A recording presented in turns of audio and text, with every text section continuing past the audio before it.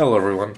This time I'm going to be showing you how to do my Revenge of the Fallen Ironhide custom. It's not really so much as a Revenge of the Fallen Ironhide, more of a modification to the first movie Ironhide.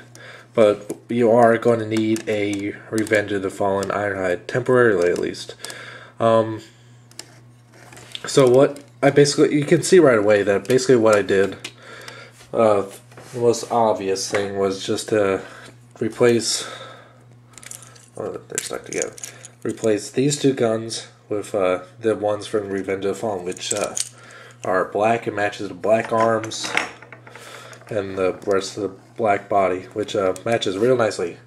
But I'm not sure if this is right or not. I've seen on other videos that this is facing this way, but I'm pretty sure that it's supposed to be facing this way outward.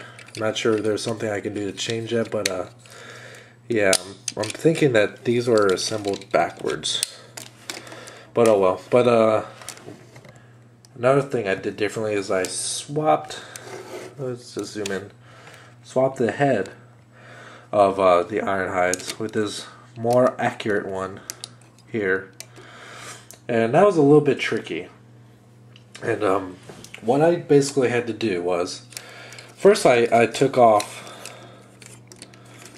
these doors just because they got in the way. They just snap on and off. Basically get this whole thing pops off like that.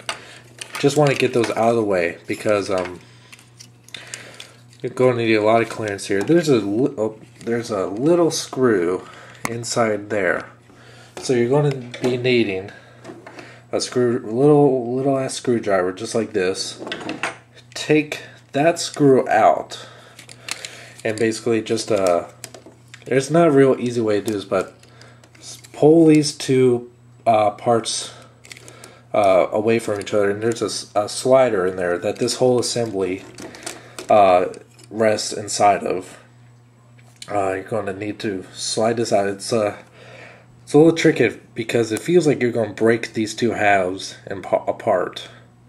But if I show you a little better on the other head, there's a bar that goes across this that lays in between these two pieces. And you need to pry them apart just enough so you can get this piece out. Because the whole goal of that is just to get to this little screw in the bottom, which you cannot get to any other way. You can't tilt the head back or whatever. So you kind of need to do that little part there. So once you get this out, just take this little screw.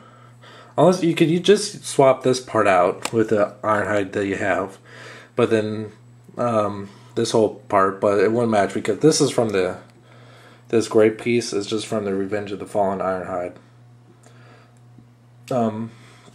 Because the one from this movie Ironhide has a black piece right there. So you just take this screw out and the head pops off, and then replace the heads, screw it back on, and painfully replace them in, which is more tedious and, well, not really tedious, it's really frightening once you try to get this part in. I was trying to film myself doing the actual switch, but it didn't. I was off camera so done many times because it's really hard to do, getting this whole assembly back into this bar here. But if you do right, it's just fine. So let's do a little comparison between the heads. Get them to stand.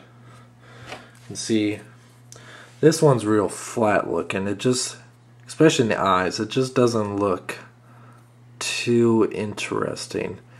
Especially on the sides here, it's really quite dull looking, not very accurate at all. The eyes are real goofy, and it has these, I'm not sure why they did it, but they have a light piping going through the head, but they painted over the eyes black, which is really stupid.